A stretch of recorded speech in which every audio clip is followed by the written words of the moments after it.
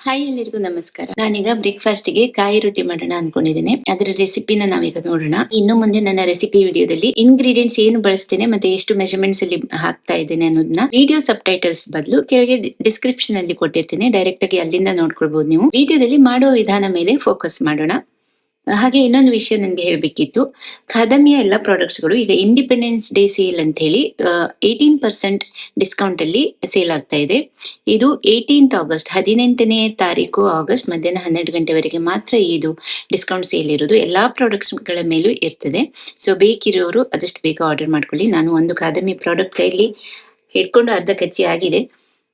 Basically ಬೆಳಗ್ಗೆ ಎದ್ದು ನಾನು ಬ್ರೇಕ್ಫಾಸ್ಟ್ ರೆಡಿ ಮಾಡುವ ತನಕ ಒಂದು 3-4 ಗಂಟೆ ಗ್ಯಾಪ್ ಇರ್ತದೆ. ನನ್ಗೆ ಅಷ್ಟರಲ್ಲಿ ಹಸಿವೆ ಸ್ಟಾರ್ಟ್ ಆಗಿರ್ತದೆ ರೊಟೀನ್ ಎಲ್ಲ ಮುಗಿಸ್ಕೊಂಡು ಸ್ಟಾರ್ಟ್ ಮಾಡುವಾಗ. ಸೊ ಯಾವ್ದಾದ್ರು ಒಂದು ಮಾಡುವಾಗ ಉಳಿದಿರೋದನ್ನ ನಾನೊಂದು ಬಾಕ್ಸಿಗೆ ಹಾಕಿ ತಂದಿಟ್ಕೊಂಡಿರ್ತೇನೆ. ಇದು ರಾಗಿ ಬಾದಾಮ್ ಲಡ್ಡು. ನಮ್ಮನೇಲಿ ಒಬ್ಬೊಬ್ಬರಿಗೆ ಒಂದೊಂದು ಫೇವ್ರೇಟ್. ನನಗೆ ಖಾದಮಿ ಪ್ರಾಡಕ್ಟ್ಸ್ ಗಳಲ್ಲಿ ತುಂಬಾ ಇಷ್ಟ ಕಿಚನ್ ಕಿಂಗ್ ಮಸಾಲೆ ಪುಡಿ. ಅದು ಈಗ ಔಟ್ ಆಫ್ ಸ್ಟಾಕ್ ಆಗಿದೆ. ಇನ್ನೊಂದು 2-3 ವೀಕ್ಸ್ ಹೋಗ್ತದೆ ಅದು ಪುನಃ ರೀಸ್ಟಾಕ್ ಮಾಡ್ಲಿಕ್ಕೆ. ಉಪ್ಮಾ ಮಿಕ್ಸ್ ಎಲ್ಲಕ್ಕಿಂತ ಜಾಸ್ತಿ ಇಷ್ಟ. ಕಿಚನ್ ಕಿಂಗ್ ಮಸಾಲೆ ನಂಗೆ ಜಾಸ್ತಿ ಯೂಸ್ ಆಗ್ತದೆ ಅಡಿಗೆ ಮಾಡುವಾಗ. ಉಪ್ಮಾ ಮಿಕ್ಸ್ ಎಲ್ಲದಕ್ಕಿಂತ ಜಾಸ್ತಿ ಫೇವರೇಟ್ ನಂಗೆ. ಇನ್ನು ಲಡ್ಡು ಮತ್ತೆ ಸ್ನಾಕ್ಸ್ ಗಳಲ್ಲಿ ರಾಗಿ ಬಾದಾಮ್ ಲಡ್ಡು ನಂಗೆ ಜಾಸ್ತಿ ಇಷ್ಟ. ಮಗಳಿಗೆ ಡ್ರೈ ಫ್ರೂಟ್ ಲಡ್ಡು ಜಾಸ್ತಿ ಇಷ್ಟ. ಒಬ್ಬೊಬ್ಬರಿಗೆ ಒಂದೊಂದು. ಎನಿವೆ, ಸೊ ಬನ್ನಿ ಈಗ ಕಾಯಿ ರೊಟ್ಟಿ ಹೇಗೆ ಮಾಡೋದಂತ ನೋಡೋಣ. ಹಾಗೆ ನಿಮ್ಗೆ ಬೇಕಾಗಿರೋ ಖಾದಮಿ ಪ್ರಾಡಕ್ಟ್ಸ್ ಗಳನ್ನ ಆದಷ್ಟು ಬೇಗ www.khadami.in ಗೆ ಹೋಗಿ ಆರ್ಡರ್ ಮಾಡ್ಕೊಳ್ಳಿ.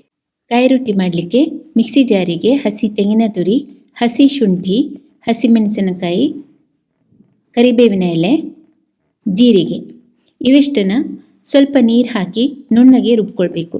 ರುಬ್ಬಿರೋ ಕಾಯಿ ಮಿಶ್ರಣನ ಒಂದು ಪಾತ್ರೆಗೆ ಹಾಕಿ ಇದಕ್ಕೆ ಸಣ್ಣಗೆ ಹೆಚ್ಚಿರುವ ಈರುಳ್ಳಿ, ಸಣ್ಣಗೆ ಹೆಚ್ಚಿರುವ ಕೊತ್ತಂಬರಿ ಸೊಪ್ಪು ಮತ್ತು ಅಕ್ಕಿ ಹಿಟ್ಟು, ರುಚಿಗೆ ತಕ್ಕಷ್ಟು ಉಪ್ಪು ಹಾಕಬೇಕು. ಎಷ್ಟು ಬೇಕೋ ಅಷ್ಟು ಅಗತ್ಯಕ್ಕೆ ತಕ್ಕಷ್ಟು ನೀರು ಹಾಕ್ಕೊಂಡು ಚೆನ್ನಾಗಿ ಇದನ್ನು ಕಲಿಸ್ಕೊಂಡು ರೊಟ್ಟಿ ಹಿಟ್ಟಿನ ಹದಕ್ಕೆ ಅಂದರೆ ಸ್ವಲ್ಪ ಮೆತ್ತಗೆ ಕಲಿಸ್ಕೊಳ್ಬೇಕು. ಬೇಕಿದ್ರೆ ನೀವಿಲ್ಲಿ ಕೊತ್ತಂಬರಿ ಸೊಪ್ಪಿನ ಬದಲು ಸಣ್ಣಗೆ ಹೆಚ್ಚಿರೋ ಸಬ್ಬಸಿಗೆ ಸೊಪ್ಪನ್ನು ಕೂಡ ಹಾಕ್ಬೋದು.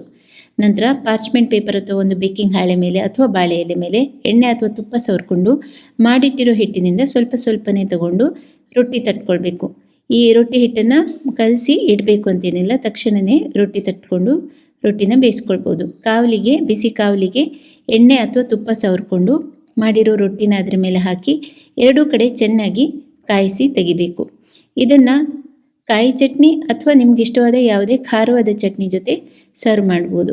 ತುಂಬಾ ರುಚಿಯಾಗಿರ್ತದೆ. ವೆಜ್ ಕುರ್ಮಾ ಜೊತೆನೂ ಕೂಡ ಇದು ರುಚಿಯಾಗಿರ್ತದೆ. ನೀವು ಕೂಡ ಒಮ್ಮೆ ಟ್ರೈ ಮಾಡಿ ನೋಡಿ.